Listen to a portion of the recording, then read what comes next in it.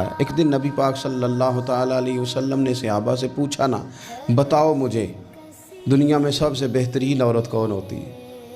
لوگوں کا اپنا اپنا رویہ ہوتا ہے۔ کچھ کا خیال تھا کہ جو قرآن پاک کی حافظہ ہو، کچھ کا خیال تھا عالمہ فاضلہ ہو، کچھ کا خیال تھا کہ بچوں کی تربیت ٹھیک کرنے والی ہو، دین جس نے بچوں کو سکھایا وہ بہتر ہے۔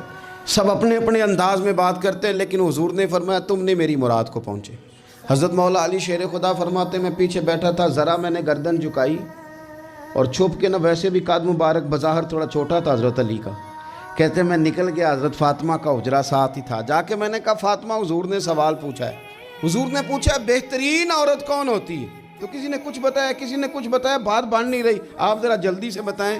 تو حضرت فاطمہ کہنے لگی علی بہترین عورت پتہ کون ہوتی ہے؟ کہا بہترین عورت وہ ہوتی ہے جسے نہ کبھی غیر مرد نے دیکھا ہو اور نہ کبھی اس نے غیر مرد دیکھا ہو۔